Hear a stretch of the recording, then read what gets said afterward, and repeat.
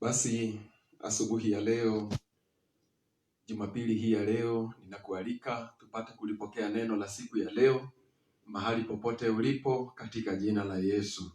Nakuamkua asubuhi ya leo, hata leo nikisema neema ya Mungu iwe juu yako na fadhili zake ziwe juu yako, azidi kukutenda mema katika maisha yako. And therefore this morning we are coming to you from Jambini, and the message that the Lord has for you and for me this morning is making hard decisions in life. Kufanya maamuzi ambayo ni magumu katika maisha yetu. Huo ndio ujumbe ambao Mungu ameutia ndani yangu tukapate kuunena kwako, na ili tujifunze mambo mengi. Maana katika maisha ni mara nyingi mwanadamu anakuwa na kuchukua hatua ama kukata kauli ambayo itabadilisha maisha yake, or it will impact your life in one way or the other. And in making these hard decisions, tough choices in life, that is what we want to learn this day, how we will be doing those decisions, how we will be deciding which path to take in this life. For the word of God says at times we make decisions and after some time we regret because of what the choices that we made. In order for us not to fall,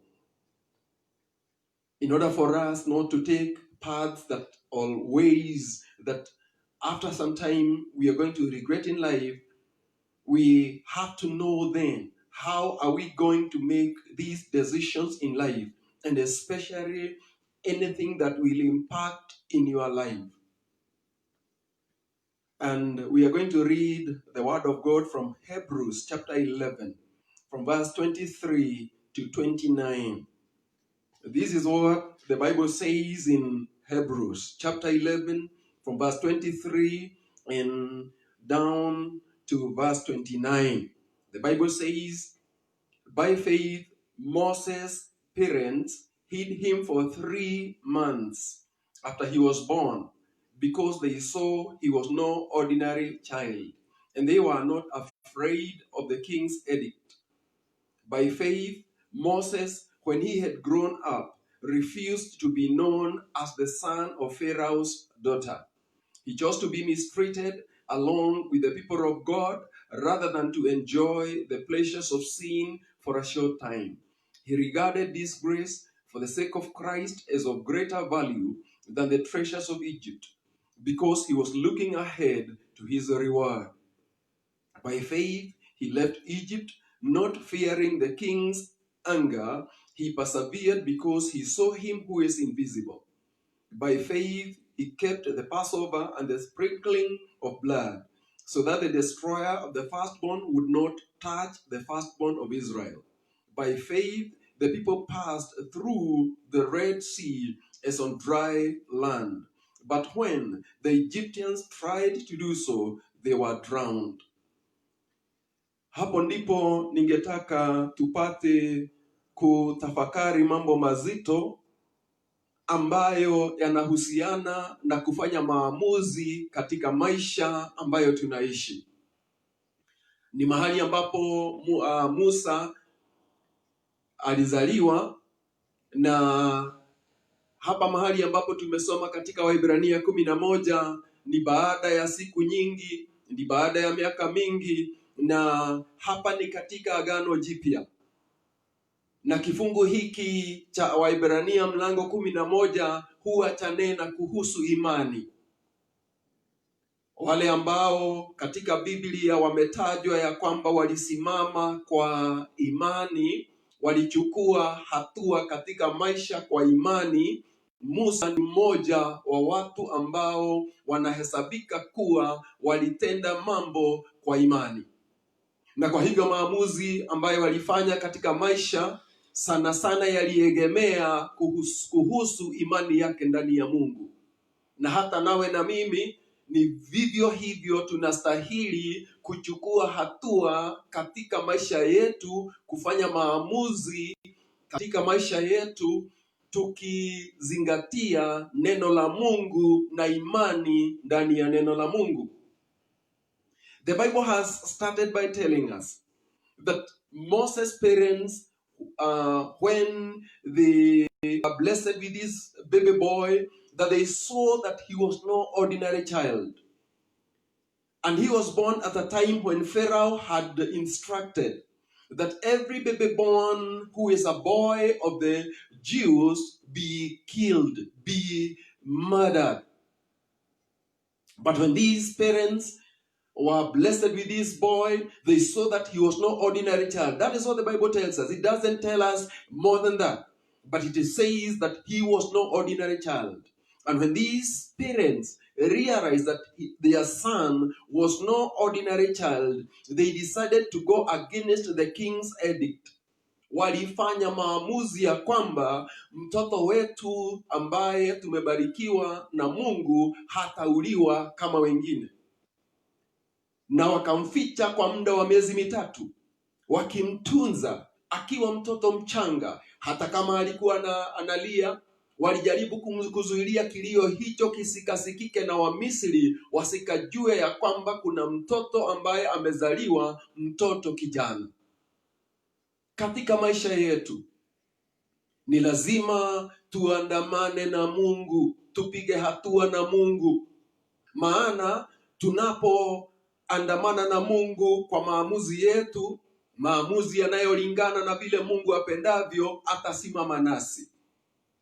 Biblia inasema ya kwamba wakaona huyu mtoto ni mzuri, wakaona huyu mtoto si mtoto wa kawaida, ni mtoto aliye tofauti. Na kwa hivyo wakaamua, hatutatoa huyu mtoto wetu akauliwe, ni tutaweka maisha yetu hatarini, ya kwamba hata kama mfalme atajua ya kwamba tumekuwa tukimlea kijana na labda atoe maamuzi ya sisi kuuawa, basi na iwe. But we are not going to surrender our baby boy to be murdered, to be killed because of the king's edict. Na kwa hivyo hata katika maisha yako ni vizuri hata na wewe uwe na huo ukakamavu, uwe na huo ujasiri unapoishi haya maisha.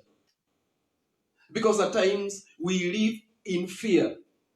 But I want to thank God because the word of God tells me that Jesus came, that he may destroy who had the power of death, that is the devil, that those who lived in fear may fear no more. And therefore, we are not going to live this life that we are living in fear. Usikaishi maisha ya kuogopa, usikaishi maisha ya hofu.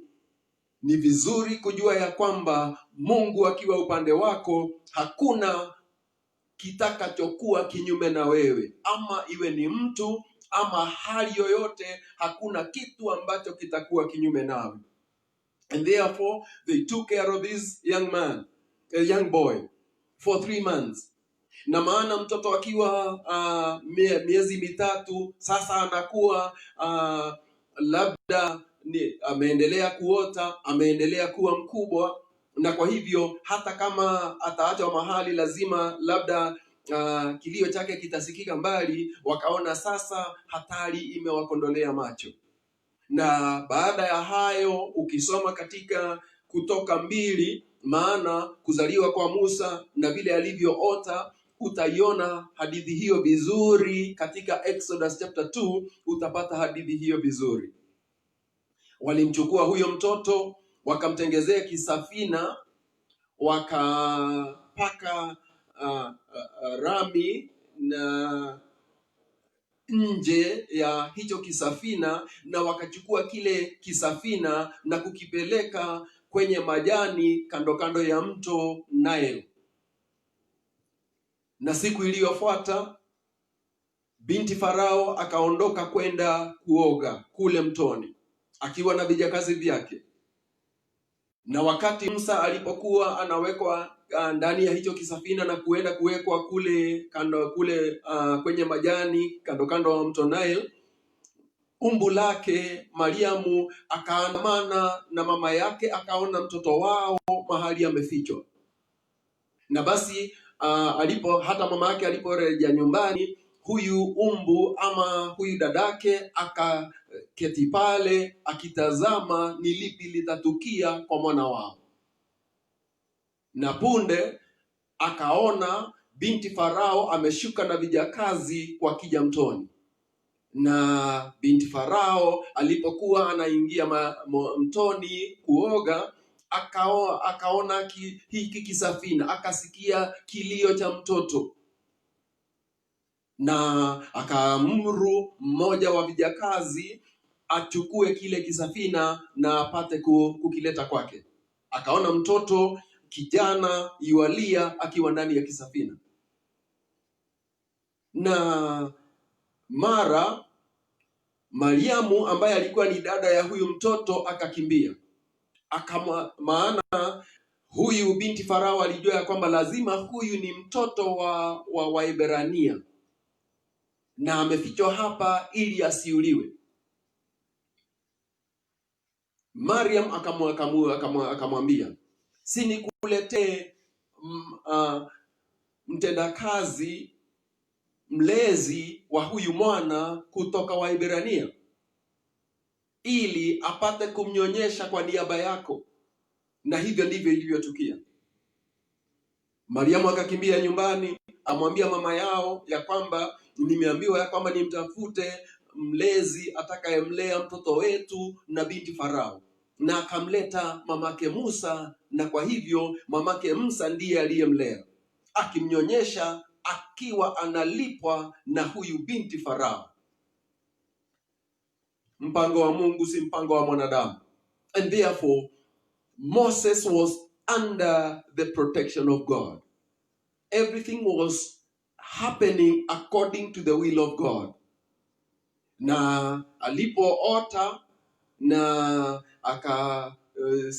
akasimama kunyonya, akaletwa sasa kwa binti Farao.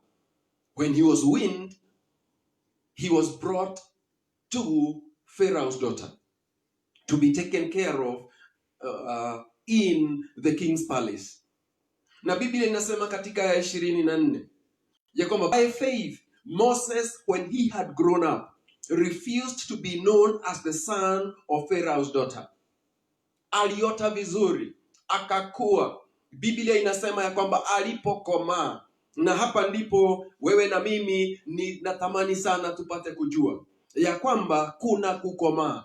Hatustahili kuwa watoto milele, hatustahili kuwa wana milele. Tunastahili kuota. Ni vizuri katika maisha yako, ni vizuri katika maisha yangu tukapate kuota. Maana ukidumu kuwa mtoto, ukiishi katika hali hiyo ya kitoto, maamuzi hautaweza kuyafanya ambayo yatakuwa mazuri katika maisha yako. Na kwa hivyo tukikomaa vizuri katika mawazo yetu, katika miili yetu, tutakuwa watu ambao watafanya maamuzi mema katika maisha yetu. Hata Biblia inasema ya kwamba Yesu akakuwa na akaota, akipendwa na wanadamu na akipendwa na Mungu. Hata wewe na mimi, we are supposed to grow and mature in order for us to make the right decisions in life. Kwa hivyo Biblia inasema ya kwamba Musa alipokomaa akakataa kuitwa mwana wa binti Farao. Ninashukuru Mungu, maana alilelewa na mama yake, na labda mama yake akamfunza na kumweleza ya kwamba licha ya kuwa ulitolewa mtoni na binti Farao, lakini wewe si Mumisri, wewe si wa binti Farao, wewe ni Mwebrania. You are a Hebrew. Kwa hivyo ni vizuri hata watoto wetu kuwafunza mambo ya Mungu, kuwafunza kiini chao, where they came from, that they are gift to families from God, Ni lazima watoto wajue ya kwamba Biblia inasema ya kwamba watoto ni zawadi kutoka kwa Mungu, na kwa hivyo ni vizuri kuwafahamisha wana wetu ya kwamba wao ni zawadi kutoka kwa Mungu. They belong to God. They are of God. Kama vile mama Musa alivyomfahamisha ya kwamba wewe si wa Misri, wewe mwanzo wako ni Mwibrania, maana mimi ndimi mama yako. Na kwa hivyo alipokomaa vizuri, najua ya kwamba aliishi maisha ya starehe, akalelewa katika ikulu ya Farao akiwa kama ni mtoto wa huyu binti wa Farao, na kwa hivyo alikuwa na maisha ambayo tunaweza kusema ni maisha ya starehe. Lakini Biblia inasema ya kwamba alipokomaa akakataa kuitwa mwana wa binti Farao. Hata na sisi katika maisha yetu, ndiyo tumezaliwa na tumeota katika dunia hii. And the Bible says in the book of 2 Corinthians and chapter 4 and verse 4 that the devil is the prince of this world. Yeye ni mungu wa dunia hii. Na hata ukikumbuka vizuri, wakati Yesu alipokuwa nyikani, na baada ya yeye kufunga siku 40, shetani alikuja he came to tempt him, kumjaribu. And one of the temptations that the devil brought to Jesus is that when he took him over that mountain, he told Jesus, if you can only bow before me, all this wealth, all these goodies in the world, I will give to you. Rafiki yangu, ndiyo tumezaliwa duniani, lakini Biblia inasema ya kwamba hata kabla ya sisi kuzaliwa duniani, Baba alitufahamu. Therefore, we lived even before we were born in this world. We were somewhere, and we belong to God. And therefore, we are not supposed to be deceived by the goodness of this world and to live as if we are in this world permanently. We are sojourning, we are transiting, there is eternity before us. Kuna umilele mbele yetu. Na kwa hivyo Musa akajua ya kwamba hata kukaa katika nchi ya Misri ni kwa muda tu, maana Mungu alikuwa amemwambia baba yao Abrahamu ya kwamba watakuwa watumwa kwa miaka 400, na baadaye Mungu atawatoa huko utumwani na kuwarejesha kwenye nchi yao, nchi ya Kanani. Na kwa hivyo alipokomaa vizuri akasema, mimi si mwana wa binti Farao. Ndiyo, mapochopocho ya hapa ikuluni ninayala, na mambo mazuri ninayala, lakini mimi si wa hapa. Nasi hata tukiwa duniani, ndiyo tu duniani leo, tu duniani labda miaka michache iliyo mbele yetu, lakini we don't belong to this world. No wonder the Bible says once we receive Jesus as our Lord, we are our citizenship, uraia wetu si duniani pekee, lakini uraia wetu tuna uraia wa mbingu. And therefore, we should know that we have to mature. Maana ukiendelea kuona kama duniani utaishi milele, unaona duniani kama ni milele, basi wewe waishi maisha ya kitoto. You are living a childish life. Kama vile mwana ukimnunulia peremende, na mkono mmoja ushike peremende na mkono wa pili ushike shilingi 1,000, na umletee mwana na umwambie, chukua, fanya uamuzi, ungetaka peremende ama ungetaka 1,000. Mtoto maana hajui dhamani ya 1,000 atachukua peremende, maana amejua utamu wake. Wanadamu wanajua utamu wa dunia, lakini utamu wa mbinguni hawajui. Kama haujamwamini Yesu katika maisha yako, hujaruhusu Yesu aingie ndani yako, you are living a childish life. Moses, when he had grown up, he refused to be known as the son of Pharaoh's daughter. The Bible says in verse 25 that he chose to be mistreated along with the people of God, rather than to enjoy the pleasures of sin for a short time. Biblia inasema hivyo ya kwamba akafanya maamuzi ya kwamba heri kutaabika, haleluya, na watu wa Mungu. Heri nidhulumiwe na watu wa Mungu pamoja nao, kuliko kujifurahisha kwa kitambo tu na maisha haya mafupi. Farao, nchi ya Misri, walikuwa waabudu sanamu, hawakuwa waabudu wa Jehova. Na kwa hivyo Musa alijua vizuri ya kwamba Jehova ndiye anastahili kuabudiwa, si miungu ya Misri. Na kwa hivyo licha ya kuwa labda alikuwa ameonyeshwa uabudu wa miungu, lakini baada ya yeye kuota vizuri na kukua vizuri, akasema mimi si wa hapa, mimi si wa Misri, I don't belong to Egypt. And we ourselves, we who belong to Jesus, we are supposed to know that we don't belong to the world. We belong to heaven, and to heaven we belong, and to heaven we will be. And therefore ni vizuri kujua ya kwamba Musa baada ya kukomaa vizuri akafanya maamuzi ya busara. Akasema sitaitwa mwana wa binti Farao tena. Mimi ni mwana wa Waebrania. I belong to the Hebrew people. I am a part of them. And it is better to be mistreated with the people of God rather than to enjoy the pleasures of sin. Raha za dhambi kwa kitambo. Hii dunia shetani ukimruhusu akutawale, maana Biblia inasema ya kwamba kwa yule unajitoa kwake umtumikie, wewe ni mtumwa kwake. Kama wewe utajitoa kwa maisha ya dhambi, wewe basi utakuwa mtumwa wa dhambi, mtumwa wa ibilisi. Lakini siku ya leo tunasema kuhusu kufanya maamuzi ya maisha. Hakuna jambo ambalo hakuna maamuzi katika maisha yako ambayo waweza kufanya ambayo ni mazuri kuliko kumwamini Yesu. There is no better decision that you can make in life which is of greater value to you than receiving Jesus as the Lord and as the Savior of your life. In order for you to be reconciled with God, who created you and who made you be born into this world, and who knows even your destiny, mwisho wako. Na kwa hivyo rafiki yangu, ni vizuri kujua kama Musa. Musa akajua ya kwamba ndiyo, ninabeberezwa hapa, ninapewa mazuri hapa, ili niwe ninajulikana kama mwana wa binti Farao.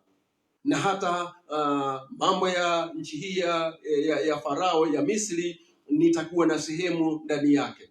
Lakini alipokomaa vizuri, maana hakuishi mtoto kwa muda mrefu, Biblia inasema ya kwamba akasema heri kutaabika na watu wa Mungu badala ya kujifurahisha tu kwa anasa za dhambi ambazo ni za muda. Biblia inasema in verse 26 that he regarded disgrace for the sake of Christ as of greater value than the treasures of Egypt. Hallelujah. Ninashukuru Mungu, maana aliona kudhulumiwa kwa ajili ya Kristo kuna manufaa mengi, and that is the life we are supposed to live.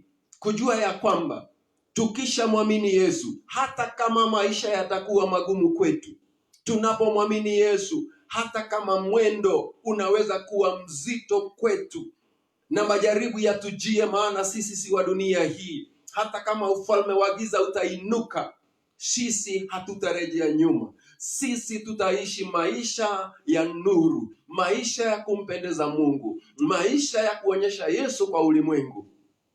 Hivyo ndivyo tunastahili kuishi. I want to thank God.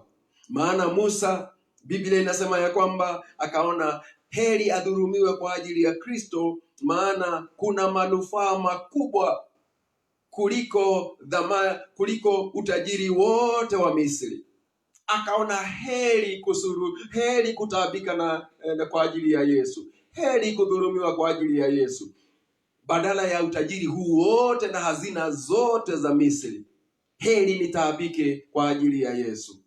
If only, my friend, you would also see that. You would also realize that yes, the world is here with us. We are in this world, but we are not going to bow before the devil, before the treasures of sin. We are not going to bow so that we may receive the treasures of this world that is for a time. We have eternity before us. We have God who is preparing mahali pazuri pa sisi kuishi baada ya haya maisha mafupi ya dunia hii. Biblia inasema ya kwamba kilichomfanya afanye maamuzi hayo ya kwamba hazina za Misri, they are not going to appeal to him more than Jesus, is that he was looking forward to his reward. Alijua ya kwamba nikiamua hivyo, wakati Jehova Mungu ambaye ni Waebrania atakapokuwa analipa malipo ya kukata kauli iliyo bora, nitapata thawabu yangu. That is what the Bible is telling you this morning. That because he was looking ahead to his reward. Biblia inasema ya kwamba Yesu akasema, ikiwa tutajikana sisi, ikiwa tutakana hata walio wa karibu nasi ambao labda wangetuvuta kwa ulimwengu, wakitaka kututoa kwa Yesu, iwe ni jamii zetu, iwe ni marafiki zetu, tutakataa kuwafuata. Tufuate Yesu. Yesu akawaambia mitume ya kwamba yeyote aliyeacha mambo ya dunia hii, mashamba na jamii na marafiki kwa ajili yangu katika maisha haya, atalipwa mara 100, na kwenye ulimwengu ujao atakuwa mwenye uzima wa milele. If only you would know that we are supposed to say no to ungodliness, that we are supposed to say no to anything that would hinder us to belong to God. You will take that decision in life today. Utafanya haya maamuzi. Praise be the name of the Lord. Biblia inaendelea kusema ya kwamba Musa akajua ya kwamba mbele kuna umilele, mbele kuna kuishi tena, mbele kuna maisha ya kuishi milele na milele. Na kwa hivyo akasema hata furahia anasa za Misri, hazina za Misri, na kuishi kama mtoto wa mfalme wa Misri. Akasema la, mimi nitaabike na Waebrania ambao walikuwa ni watumwa katika nchi hiyo. They were slaves, they were in bondage.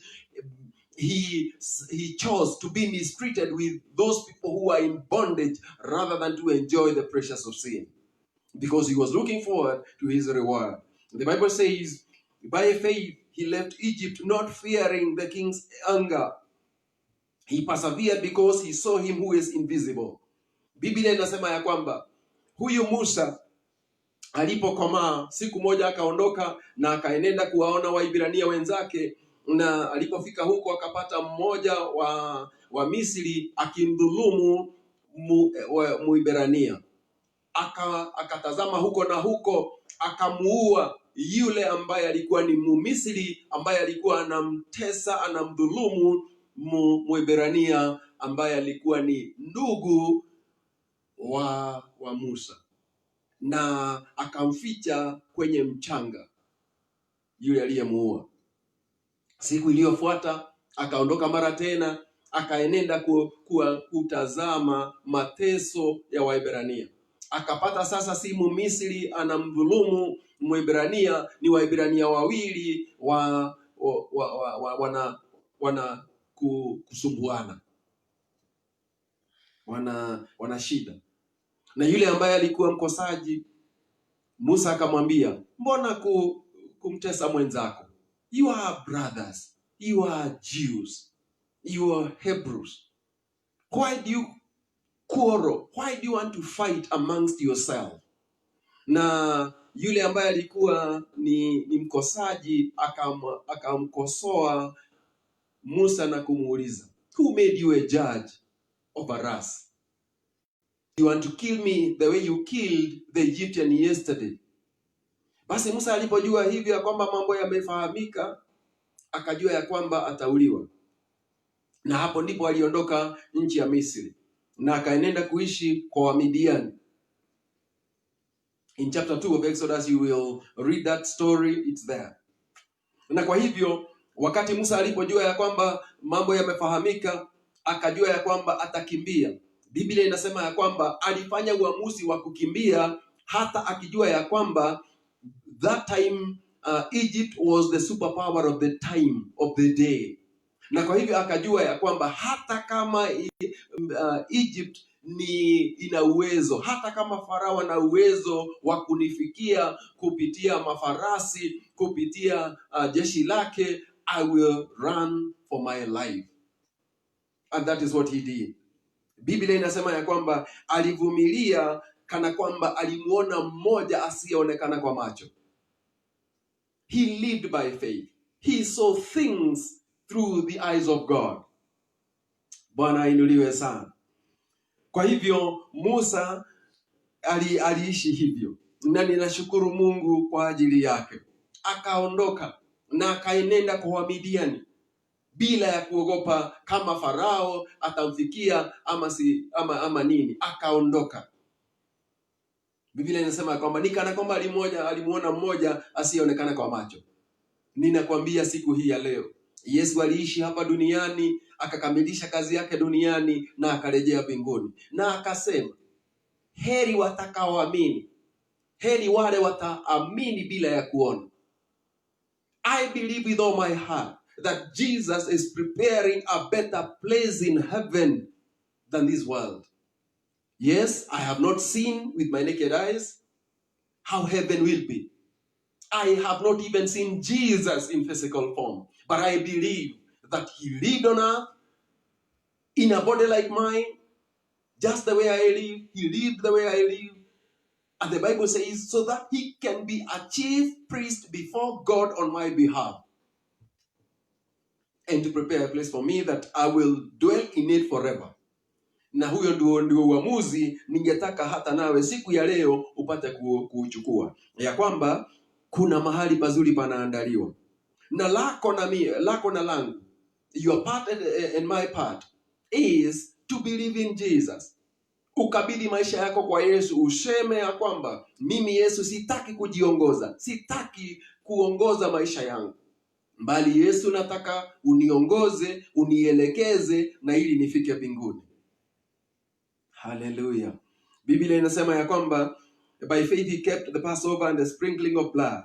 Na Biblia inasema ya kwamba wakati ulipofika Waisraeli kuondoka katika nchi hiyo ya Misri, Mungu akamwambia Musa vile watakavyofanya. Wamchinje mwana kondoo, na kila nyumba itapaka milangoni mwao damu ya yule mwana kondoo, ili yule malaika ambaye atapita Misri akiwaua wote wazaliwa wa kwanza, akiona hiyo damu atajua ya kwamba hapa ni kwa Mwebrania. Atapita juu ya nyumba hiyo, hata ingia na kuua mzaliwa wa kwanza wa nyumba hiyo. He lived by faith. Musa akajua hivyo Mungu amesema atafanya. Na kwa hivyo Biblia inasema ya kwamba akafanya hivyo, akawaambia Waisraeli wafanye jambo hilo, na wakalifanya. Na baada ya wao kupaka milango yao damu na hawakufa, usiku huo huo kukawa na kilio kingi katika nchi yote ya Misri, maana wazaliwa wote wa kwanza, kutoka mzaliwa wa kwanza wa Farao hadi mzaliwa wa kwanza wa vijakazi vyote vya Misri, wote wakafa. Kukawa na kilio, kila nyumba kulikuwa na mfu. Kwa wa Misri, lakini kwa Waisraeli ambao waliishi katika nchi hiyo ya Misri, hakukuwa na kifo, hakukuwa na kilio. Maana Mungu ana uwezo wa kutenganisha waovu na ambao ni watu wake. That is the goodness of God. The Bible says, afterwards, when they started to travel now from Egypt to Canaan, they came to the Red Sea. And there was they didn't have, ships to ferry them through the Red Sea to the other side, to the shores of the other side. There was no way. The Bible says that by faith, people passed through the Red Sea as on dry land. Wakati walikuwa wanamlilia Mungu, Mungu akamwambia Musa, nyosha fimbo yako majini na kutapatikana barabara. Na hivyo ndivyo Musa alifanya, akanyosha fimbo yake majini na kukawa na barabara. Wakapitia barabara katikati mwa bahari, maji yakiwa mkono wa kuume na mkono wa kushoto, na wingu la Bwana likiwa juu yao. Under the cover of the Almighty, under his wings, wakapita chini ya, wakaingia baharini, wakikanyaga mahali pakavu, wakavuka ng'ambo ya pili, wakiwa katikati mwa bahari. Farao na jeshi lake wakafikiria ya kwamba hata nasi tutawafuata katika bahari.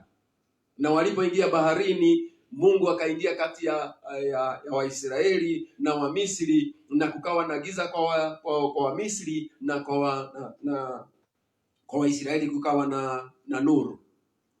Na wakavuka vizuri Waisraeli, nao hawa walipata kutoswa majini wa Misri wote na uwezo wa Mungu. The water covered over them and they all died.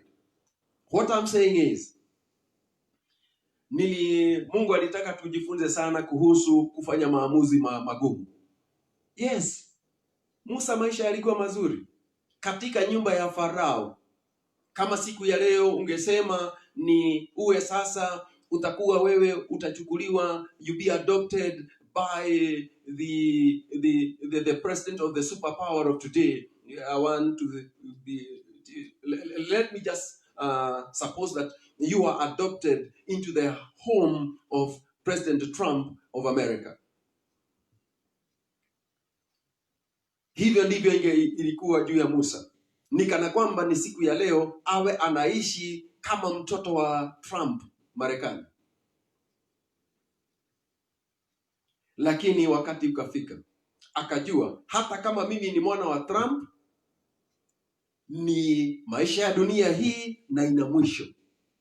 Lakini mimi nitataka kuishi kama mtoto wa Mungu ambaye ni mfalme wa wafalme, Mungu wa miungu, na Mungu ni wa milele. Kwa hivyo mimi nataka kuwa wa umilele, si kwa wa ufalme wa muda mfupi. Akafanya uamuzi mzuri. Mbona wewe usifanye maamuzi kama hayo? Usikafumbwe macho yako na mambo ya dunia hii. It's good to trust in God. Na ninashukuru Mungu, maana inapofika wakati wa uamuzi, kuna wengine ambao walifanya maamuzi na yalinipendeza nilipokuwa ninawaza. Abrahamu alikuwa ni mmoja wao. Abrahamu, Mungu akampata mahali ambako walitoka katika Uri ya Wakaldei na wakaja mpaka Haran wakiwa na baba yake na ndugu yake Nahoru. Na walipofika Haran, they settled in Haran. And after some time, God came and told Abraham, leave this place where you've settled and go to the place where I'll show you. And Abraham, not knowing where he was going to, where he was being led to by God, obeyed God. Na akatoka huko, akaenda mpaka Canaan. He made the right decision. Yes, it was hard for him. Maana aliambiwa, uache hata utajiri wenu wa hapa, mahali baba yako alikuja na akakuwa settled, na hata ndugu zako na watu wenu uache, uenende mahali ambako nitakuelekeza. Rafiki yangu, katika maisha ya wokovu, wakati mwingine tunaacha marafiki zetu, tunasema mimi ndimi nitaishi milele.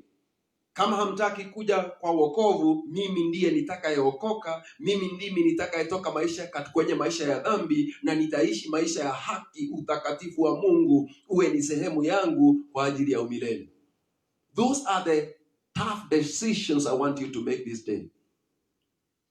Maamuzi ambayo ningetaka ufanye siku hii ya leo. Pia Yusufu ambaye alikuwa ni mwana wa Yakobo, naye pia ikafika wakati akauzwa na ndugu zake, na baada ya kuuzwa na ndugu zake, alipofika katika nchi ya Misri, maana huko ndiko alienda na akauzwa kama mtumwa, he ended up in the home of Potiphar. Na alipofika kwa Potiphar, mke wa Potifari akatamani wazini na yeye. Yusufu hakuona kana kwamba atafanya jambo hilo ili so that he could save his neck, ili ajinusuru, ya kwamba labda nisipofanya uzinifu nitaondolewa kwa nyumba hii na labda sitapata kibali tena katika nyumba hii. Alisema, mimi siwezi nikatenda Mungu wangu dhambi. I like that young man, Joseph. He said, I cannot sin against God by doing what you're telling me to do. Alifanya uamuzi, hard decisions. Akasema la. And he insisted on saying no until when the wife of Potiphar wanted to grab him by force, na akamwachia jaketi yake, akakimbia nje. Habari hiyo tunaijua vizuri, ya kwamba a fabricated story was told to Potiphar by this woman when he came home, ya kwamba huyu Mumisri Yusuf, he wanted to commit adultery with me by force, and I said no. And this is the exhibit, his coat. It's here with me. And he ended up in jail because of something he never did, because of the hard decision he had made to remain chaste and to remain holy before God, to remain pious before God. Nashukuru Mungu, maana hata kama aliwekwa ndani na akakaa miaka mingi gerezani, baadaye mpango wa Mungu juu ya maisha yake ulipata kukamilika vizuri. He ended up being the prime minister of Egypt, hata kama alitiwa gerezani. Kwa hivyo maisha ya kusema la kwa dhambi, ndiyo, it might cost you, na ni vizuri, let it cost you. Hata Musa, it costed him that lifestyle in the house of Pharaoh. Ilimgharimu, maana aliondoka kwenye chumba cha Farao, kutunzwa huko, kulindwa huko, kufunzwa huko na mambo yote. Lakini baadaye alikuwa rafiki wa Mungu wa karibu. Joseph ended up being the second in command in Egypt, even though he went through prison for something he had not committed, because he made a hard decision in life not to commit adultery with Potiphar's wife. Jesus also made hard decisions. Biblia inasema katika Wafilipi ya kwamba hata kama yeye alikuwa ni Mungu, hakuona hali hiyo ya kuwa Mungu ni jambo la kushikilia. Biblia inasema ya kwamba aliamua kuishi maisha kama a servant, mtumwa hapa duniani. Biblia inasema ya kwamba hata kufa kifo cha msalabani. And the Bible says in Philippians chapter 2 that we are supposed to have the same mind like Christ. Kwa hivyo hard decisions ni kwamba kuna mambo tutaacha. Yes, kuna mambo tutaacha. Mambo ambayo hampendezi Mungu tutayaacha. Na ili tuishi maisha ya kumpendeza Mungu hata tukiwa duniani, lazima tutaacha maisha mabaya. Kwa hivyo Yesu mwana wa Mungu akaishi maisha ya kama mtumwa, licha ya kuwa alikuwa ni Mungu, lakini hakuona mambo haya kama jambo la kushikilia. But he lived a life like a servant in this world. Those are tough decisions. Hata Yesu wakati mmoja akasema, ndege wa angani wana viota na hata bweha wana mabango ya kuishi, lakini mimi mwana wa Adamu sina mahali pa kulaza kichwa changu. Yesu akaishi hapa kana kwamba alikuwa ni fukara, though the world was made through him and for him. Those are hard decisions in life. Kwa hivyo tusika watu ambao watachukuliwa na maisha haya duniani, tusahau kuna umilele mbele yetu. Job is another one. In Job chapter 13 and then verse 15, the Bible says that he said of God that though God will slay him, yet he will put his trust in him. Job akasema hata kama Mungu ataniua mimi, lakini nitaweka tumaini langu kwake. He believed in God. He had faith in God. Those are hard decisions. Hata wakati mke anamwambia mlaani Mungu na ili ufe, anamwambia mke wake, you are not talking like a wise person. He made the right decisions in life. Hata marafiki zake ambao walikuwa wanamwambia jipeleleze, maana hali hii ambayo unapitia si ya mtu ambaye ni mkamilifu mbele ya Mungu, alikuwa anamwambia, even if I am to go through fire, I will come out of the other end being more pure, because I know myself and my relationship with God. Ni mambo mazuri. Hallelujah. Kukata kauli hiyo hufanya mwanadamu kutoka kwa mambo tu ya kawaida na kuingia kwa mambo ya rohoni. You get out of the physical, you get into the spiritual. Wakati unafanya maamuzi ambayo yanalingana na vile neno la Mungu lasema, unatoka kwa mambo ambayo yanaisha, temporary things, to eternal things. Maana mambo yote tunaona duniani hii ina mwisho, inapita, lakini things of God are eternal. Fanya maamuzi na fanya kauli inayolingana na mapenzi ya Mungu kwa ajili ya maisha yako. Stop being taken round by human beings. Kuzungushwa na wanadamu. Fanya uamuzi wa kumfuata Yesu, wa kumkubali Yesu, na kumwambia Yesu, walk me through this life. Be the one to lead me. I don't want to lean on my understanding or the understanding of men. I want you, Jesus, to lead me, ili nifike mbinguni. Put your trust in Jesus, the unseen helper. Weka tumaini lako kwa Yesu, huyo ambaye haonekani kwa macho. Musa alimtazama na akamuona na akafanya maamuzi hayo. Obedience to his guidance is paramount. Kukubali Yesu akuongoze ndilo jambo la msingi sana na ambalo linahitajika. Katika Luka 6:46, Luke chapter 6 and verse 46 and to 49, it's talking of the wise versus the foolish builders.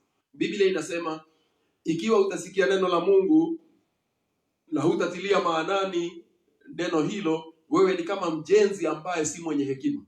Lakini ukisikia neno la Mungu na kuchukua hatua kuishi kadiri na neno hilo, wewe umekomaa vizuri, wewe umekamilika. Ni kana kwamba umechimba msingi ili ujenge mjengo wako kutoka kwenye foundation, msingi ambao ni firm. Umesimama vizuri. And therefore, found your decisions on the firm counsel of God. Msingi wa kauli ambayo unaifanya katika maisha yako, base it on what God says. Anything in life, iwe ni uamuzi wa maisha haya, labda kuna mambo ambayo tunafanya ambayo it impacts our lives for life. Kama ni choosing a partner for life, kuoa ama kuolewa, hilo ni jambo ambalo Mungu amesema ni la milele, ni la kuwa si milele, lakini ni maisha yako ya duniani yote. Kama utafanya maamuzi ya kuoa ama kuolewa, si kwa muda, lakini ni kwa maisha yako yote ya dunia. Na kwa hivyo kitambo ufanye hayo maamuzi, base them on what the word of God says. Kwa hivyo kama ni maamuzi ya kuoa ama kuolewa, ni maamuzi ambayo yatakuwa nawe katika maisha yako yote ya dunia hii. Kwa hivyo don't be in haste. Take time. Seek the face of God, that you may be guided by God, that you may found your decision on the firm word of God that will never change. Jina la Baba lipewe sifa. Na kwa hivyo ni vizuri kujua hivyo, ya kwamba kila kauli, kila jambo unalo, kila maamuzi ambayo unafanya katika maisha yako, base them on the word of God. What does the word of God say? Na ukifanya hivyo, the word of God is unshakable. Biblia inasema ya kwamba mbingu na dunia zitapita, lakini neno la Mungu litadumu milele. So found your decisions on the firm counsel of God. That is the word of God. The other thing is that you are supposed to go through faith and not sight. Fanya maamuzi yako yote kulingana na imani yako ndani ya Mungu, si vile unaona. Maana hisia zako zinaweza kukupotosha wewe. Your feelings might fail you, might mislead you. But if you go by faith in the word of God, it is founded. The faithfulness of God stands forever. God is faithful. He will never fail you. Kwa hivyo tunapoweka imani, tunapofanya maamuzi yetu kulingana na neno la Mungu na imani ndani yake, itasimama. Maana Mungu hatabadilika kamwe. Vile alivyosema, hivyo ndivyo atadumu kuwa, na hivyo ndivyo alivyo hata leo, na atakuwa hivyo milele. Kwa hivyo hatuenendi kwa kuona, tunaenenda kwa imani. Kwa hivyo mambo yote tunayoyafanya yawe ni kwa imani kwa Mungu wetu, kwa neno lake. Maana huwezi ukasema una imani na Mungu na huenendi kadiri na neno lake. We don't go by hoping. Maana hoping, kuwa na kutumainia labda itakuwa, hiyo siyo imani na Mungu. Imani ya Mungu inaenenda kadiri na neno lake vile alivyosema. Maana hata Musa alijua watatolewa Misri baada ya miaka 400 na kurudishwa kwao. Kwa hivyo akafanya maamuzi kulingana na hivyo. Jambo lingine ambalo ningetaka ujue ya kwamba it is not through majority decision. Si ya kwamba ufuate umati unapofanya kauli ama unapofanya maamuzi. Mungu ni mmoja, na hata kama dunia yote watasimama upande mmoja na kusema haya mambo tuyazingatie, tufuate haya maana inatupendeza, Mungu atadumu kuwa Mungu.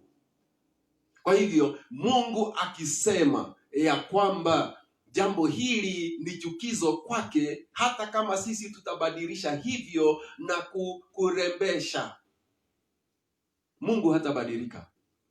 Therefore, watu wanasema ati sauti ya wengi ni sauti ya Mungu. Hiyo ni msemo wa shetani.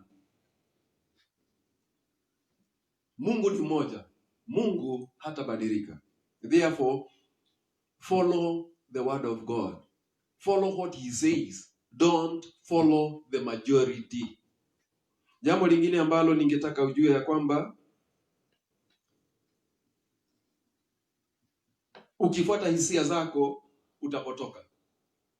Let that inner voice ya Mungu, dhamiri yako inaponena na wewe.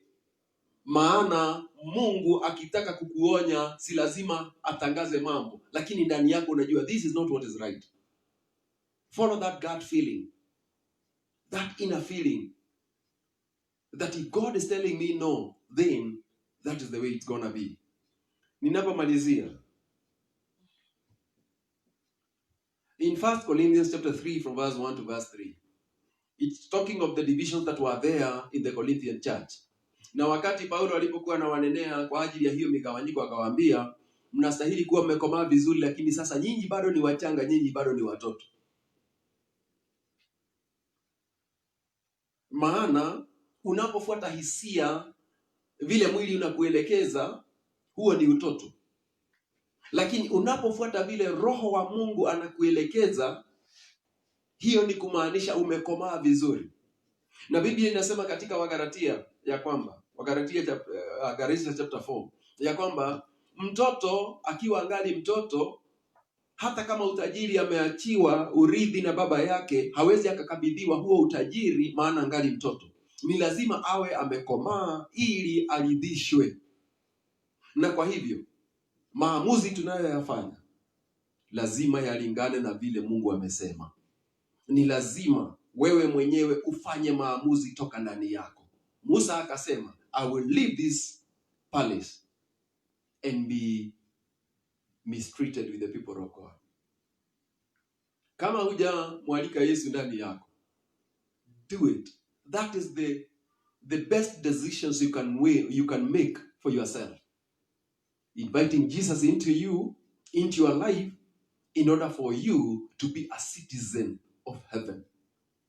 Maamuzi haya mengine ya dunia hii ndiyo tutayafanya, lakini yote ni ya muda. Tuoe tuolewe ni ya muda. Tupate mashamba tusipate ni ya muda. Tujenge manyumba tusijenge ni ya muda. It's for a season. But receiving Jesus into your life gives you a ticket that you will live with God forever. I want us to pray. Father, in the name of Jesus, I want to thank you this morning. I'm grateful, oh God, for who you are. My Father, at the appointed time, you sent Jesus to come into this world to seek and to save man. And my Father, to receive you in our lives, that is the best decisions we can make in our lives. Kukualika Yesu ndani ya maisha yetu, hilo ndilo jambo ambalo lampendeza Mungu akiwa mbinguni. Maana neno lako lasema, mwenye dhambi mmoja akiziungama dhambi zake hapa duniani, unapendezwa hayo sana ukiwa mbinguni.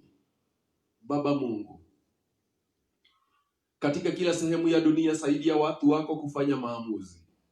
Iwe ni maamuzi, Baba Mungu, ya maisha haya mafupi, tusikawe wa kuinamia shetani na mambo ya dunia hii ili tupate riziki ya dunia hii. Mbali, Baba Mungu, tukutumainie wewe, maana wewe ni mwaminifu kutimiza ahadi zako. Iwe ni chakula, tutakula kutoka kwako, si kutoka kwa mwanadamu, si kutoka kwa watu. Jehova Mungu watatulisha, lakini wewe ndiye Mungu mpaji.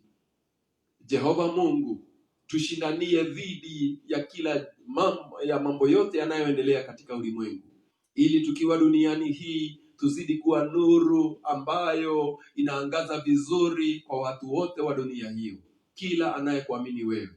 Asanti mfalme wa mbingu.